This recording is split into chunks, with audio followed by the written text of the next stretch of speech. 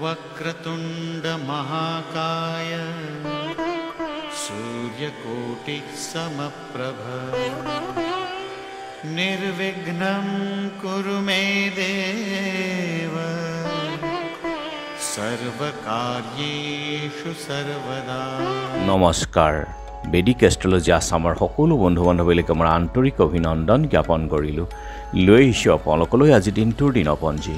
আজি 15 চ'ত শনিবাৰ 1431 ভাস্কৰাব্দ ইংৰাজীৰ 29 মাৰ্চ 2025 চন ভাৰতীয় আজি 8 চ'ত আৰু মং 28 ৰমজান। আজি সূৰ্যোদয় প্ৰাতঃ ঘণ্টা 5:16:57 আৰু সূৰ্যাস্ত সন্ধ্যা 5:33:20 গতিকে ব্ৰহ্ম মুহূৰ্ত ঠিক সূৰ্যোদয়ৰ 48 মিনিট পূৰ্বৰ সময়খিনি যোগ সাধনা জপ তপ আৰু বীজ মন্ত্ৰৰ সাধনাৰ কাৰণে অতি উত্তম সময়। আৰু আজি তিথি হ'ল অমাৱস্যা তিথি দিনৰ 4:27:48 আৰু আজি নক্ষত্ৰ হ'ল উত্তৰ ভাদ্ৰপদ নক্ষত্ৰ ৰাতি 7:26:36 আজিৰ যুগ হ'ল ব্ৰহ্মযোগ ৰাতি 10:03:18 আৰু আজি কৰণ হ'ল নাগকৰণ।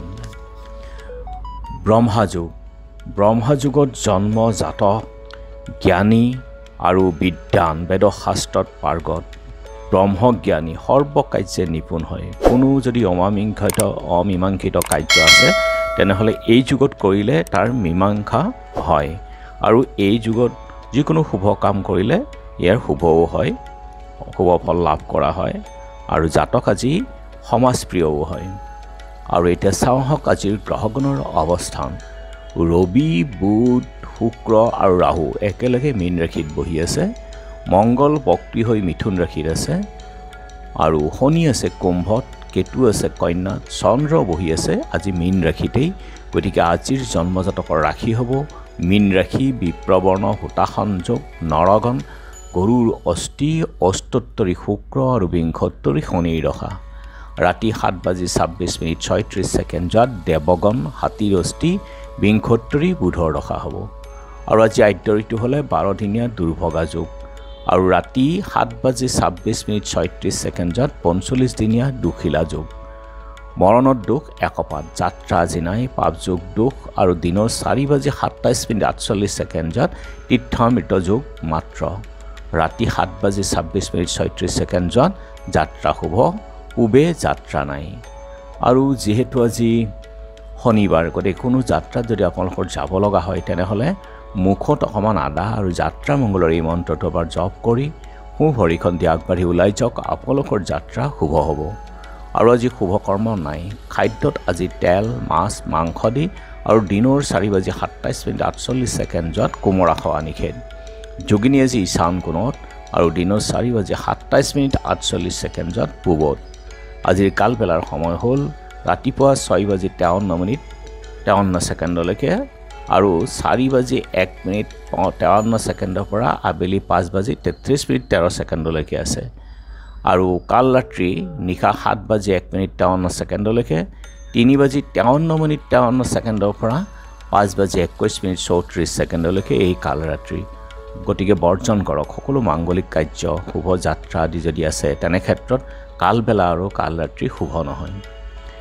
আৰু আজিৰ অমৃত যুগ হ'ল ৰাতিপুৱা 9:21 পৰা 12:19 ৰাতি 7:56 পৰা 10:13 11:48 পৰা 1:21 2:07 পৰা 3:40 এই অমৃত যুগ।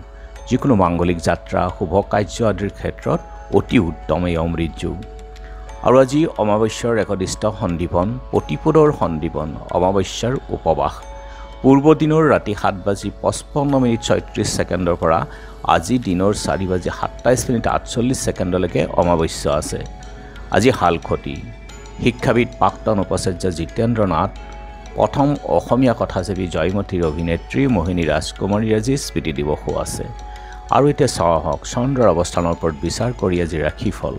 মেঘ পুত্ৰৰ চিন্তা, বৃগ বিপদ সাৱধানে থাকক, মিথুন সন্মান লাভ, কৰ্কট স্ত্ৰী ভয়, সিংহ সম্পত্তি লাভ, কন্যা কষ্ট, তুলা শৌৰ্য প্ৰভৃতি নানা ভয়, বৃশ্চিক ধন ধান্য উন্নতি, ধনু উচ্চ শিক্ষাৰ্থীৰ ক্ষেত্ৰত শুভ।